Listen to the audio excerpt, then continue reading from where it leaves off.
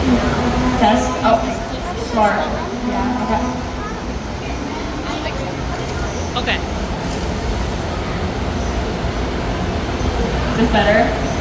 Perfect, okay. All right, ready?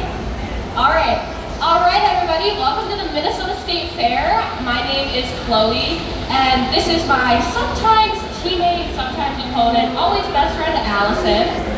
We are coming to you from Dakota County, and today we're going to be teaching you guys all about rabbit diseases. Now, you guys might be wondering, how are you two girls ready to teach us about rabbit diseases? Well, I have been raising rabbits for the last 9 years.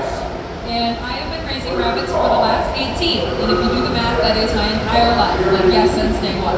Half my life, or half the, I'm not 9 years old. You guys know what I'm talking about. Anyway, so today we're going to be coming at you with our rabbit diseases. And we decided that since we're around rabbits a lot, and you know, we've had quite an experience with them, you guys kind of get favorites, and you guys might be wondering, you guys have favorite diseases? Isn't that kind of weird? But we're weird people, so yes. Today we're coming at you with our favorite rabbit diseases ranked. Now, quick survey for the audience. Raise your hand if you've ever seen the show Dance Moms. Okay. So, if you don't know, in that reality TV show, they like to rank children on a pyramid. We are doing something a lot more ethical, and we are ranking rabbit diseases on a pyramid. I tried to veto this, but she said no. All right, Allison, let's just get started with our top 6. Our 6th pick of rabbit diseases is healthy rabbits. Wait, hold up. Don't we want healthy rabbits? Isn't that the point? Yeah, but then we'd have nothing to talk about. True. All right, top 5 is good enough for us. All right, let's go top 5. We have snuffles, also known as pasteureliosis. Now, this is caused by the bacterium Pasteurella. Nice name there. You can see the signs of this in your rabbit because they will have a runny, clumpy nose. They'll be sneezing a lot, and their growth rate and production will slow way down. Now, the treatment for this is antibiotics, usually amoxicillin, as this also helps prevent any secondary infections that come from snuffles, which is usually pneumonia. And once your rabbit gets pneumonia, they're basically dead. So, good thing to stop that when you can. Some prevention tips that you can use to make sure you don't get it in the first place include improving ventilation, culling sick animals from your herd, minimizing stress, improving sanitation, and quarantining animals before you come into your herd so they don't end up looking like that. Now, my favorite treatment to snuffles is to just blow their nose, but it works about half the time. All right, our number 4 pick for our favorite diseases is sore hocks. Now, sore hocks is also known as ulcerated foot pads. And on a rabbit, hocks are called foot pads and ulcers are sores, so it's a very well-named disease. Some signs of sore hocks are, as you can see on Allison's rabbit here, is their hock, their foot pad, will have sores on it. It's very red, it's irritated, it may even be bleeding. Now, some reasons this might happen will be because your rabbit's foot pad is too thin, the fur is too thin to protect it. Your rabbit might have small foot pads, but it could be overweight, which causes more pressure. Or your rabbit might be nervous or hyperactive, which means that they're moving a lot around in their cage and they're injuring their feet. Now, besides the sores on their hocks, another sign for sore hocks is your rabbit might be sitting with its feet in the water crop, and they do this so that they can soothe their sore hocks. Just like you guys do when you put your feet in water after a long day at the fair, right? Another way you could tell is that if your hyperactive rabbit, who's always running around, is not so active anymore. Now, my one good treatment to treat sore hocks is to keep your rabbits on a solid surface. Now, one way to do this is, go down to your local Menards and save big money and get some kitchen tiles put in your cage. Another way that you can do this is they actually make pads that have holes in the bottom, so that if your rabbit is resting on it and it needs to go, it can go and it won't get all over the solid tile. Now, you guys know what I mean when I say go, right? Because they just go everywhere. It's kind of a problem with them. But some preventative ways to make sure that your rabbits don't get sore hops in the first place is to provide that solid surface right when you get them, so that they're not resting on that cage, and to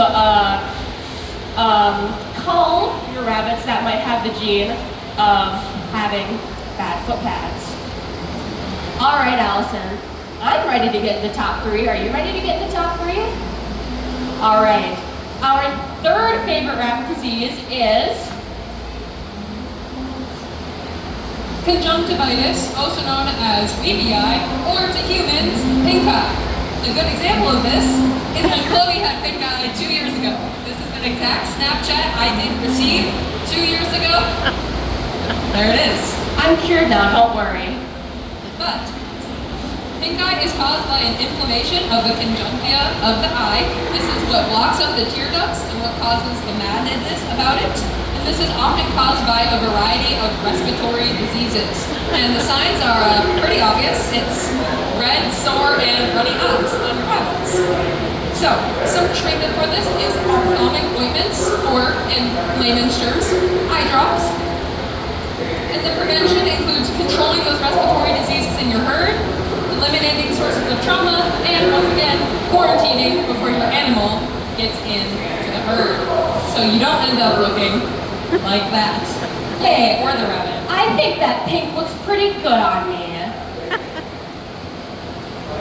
All right, we're getting to the top 2, Allison. I'm getting excited. I'm ready. All right, our second favorite rabbit disease is warbles. And I gotta admit, guys, this is actually my favorite disease personally. It's just so fun to say. Warbles, I like it. So, warbles is caused by the larva stage of the botfly. That's right, folks, we're getting into parasites. So, as you can see on Allison's rabbit here, it has a nasty lump right on its shoulders, back of the neck area. Now, this placement is cause for concern, but it also could be a normal abscess. One way to tell that it's not an ordinary abscess is by the breathing hole. That's right, the larva need to breathe. Ugh. So, to get rid of these warbles, you can just ask my mom. She watches all of these videos on YouTube all the time. Disgusting. But to do it is you put Vaseline over the breathing hole, which causes the larva to suffocate. Then, when the larva then comes out of the breathing hole to breathe, you tweeze it out. Now, you have to be very careful during this step, because if you cause damage to the larva, the rabbit could go into shock and die. And we're trying to keep them alive. I know we said healthy rabbits were bad earlier, but we are actually trying to keep them alive. Some ways to prevent this is by not having botflies in your rabbitry. Now, to do this, there's flies everywhere. There's flies all around here. But to keep your flies out of your rabbitry, you want to make sure you have good sanitation, you're cleaning your cages often, and there's no buildup of any feces or, stuff like that, bacteria. Yeah. All right. Are we ready for our favorite rabbit disease? Are you guys ready? I mean, I'm ready. All right. Our favorite rabbit disease is infectious myxomatosis. And you might be thinking, this is really random. And you're correct. It is really random. This has been a running joke within the Dakota County Rabbit Project for almost 20 years.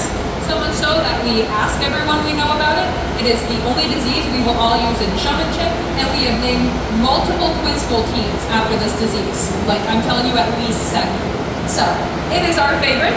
It is caused by the virus Myxoma, and this is spread by vectors. So that'll be your mosquitoes, your flies, and your fleas in your rabbitry.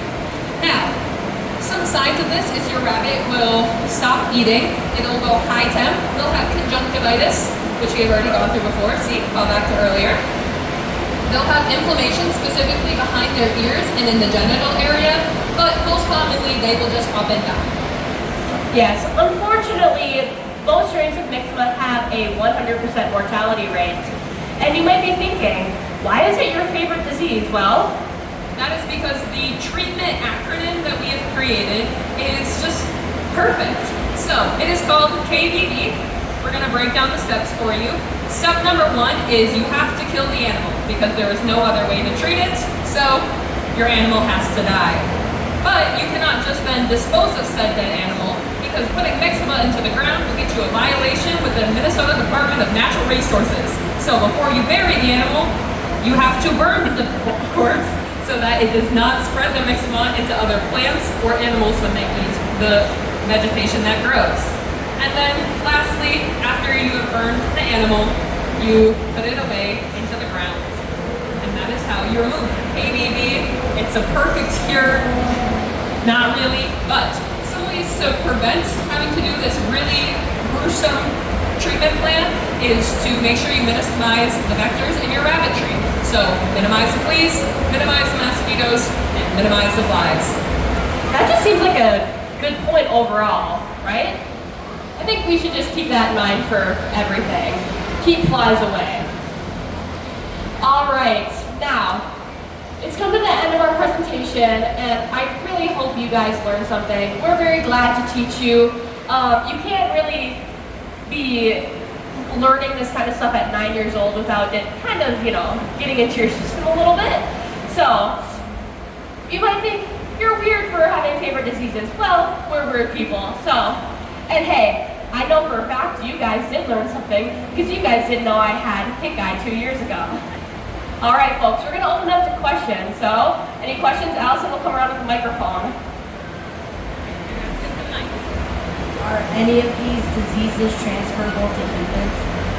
So, if you didn't hear his question on the mic, he asked if are any of these diseases transferable to humans. Another word we like to use for that in the livestock world is are any of the diseases zoonotic? And the answer is yes, a couple of them are. So, sorehox is not because it's just inflammation. Snuffles can be, but usually the snuffles that our rabbits get are not strong enough to survive in humans. Warbles, however, is, once again, the larvae will always be strong enough to survive in humans, but occasionally it can be. Infectious myxomatosis is, and then conjunctivitis luckily is not. Although, if you have pink eye, stay away because that is transferable from human to human.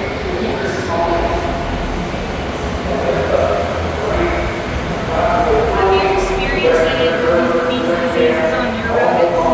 That's a great question. I'll tell you what, sorehox, you can't really raise rabbits without at least one getting sorehox. It's probably the most common disease out there, and every person I know at least that has owned rabbits has experienced that before. Now, snuffles and conjunctivitis and warbles, I personally have not had any rabbits experience that, but they are more common diseases, and there are people around here that I know that have experienced that. But infectious myxomatosis is not, thankfully, in Minnesota currently.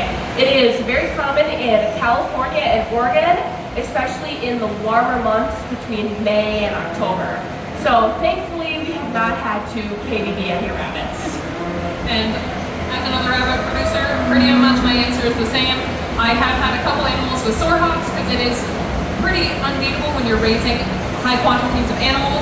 I have also had experience with conjunctivitis before, but other than that, I have not had any of the diseases, luckily. Any other questions?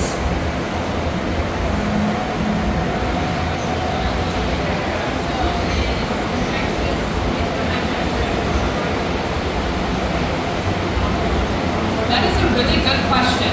So, the question was, is infectious myxomatosis a reportable disease for the state of Minnesota? And the answer is yes. It is reportable to all of the Department of Natural Resources for every state because when one animal gets it in your herd, you have to quarantine and kill basically all of them in your herd because of how fast it transfers. And they need to be able to trace back if you attended any shows or where you got said animal if it's a new one in your herd. Yes. I don't just DNR. I truthfully don't know the answer to that question. I believe it was just the DNR, but I'm not positive. Thankfully, we haven't had to deal with it in Minnesota, so we're lucky there. Any other questions? Yes, wild rabbits can get infectious myxomatosis. Again, it's transferred through fleas and ticks and mosquitoes and flies. So usually a wild rabbit will get it from there, and then it will transfer to your domestic rabbits, similar to the viral hemorrhagic disease that went around a couple years ago. One of them, you have to use antibiotics to treat it. How do you obtain antibiotics? Oh, that's a good question. How do you obtain the antibiotics to help with these diseases? So usually you can go to a nearby vet office and they will have the antibiotics. You just need to make sure that you request a lower dosage, because often most vets are not trained in rabbit health because they're considered an exotic animal rather than a domestic or a livestock animal in a lot of the vet world. So you need to just request a smaller dosage from a local vet office. But luckily with the treatments like amoxicillin, they are pretty common in most vet offices, so it's luckily not super hard to find. Yes, along with the eye drops for conjunctivitis, and then hormones, again, you can treat at home. Sometimes the vet might recommend you to put on antiseptic ointment afterwards, depending on how big the breathing hole is. All right. Any other questions? No? All right. Thank you guys so much for coming, and have a lovely evening at the fair.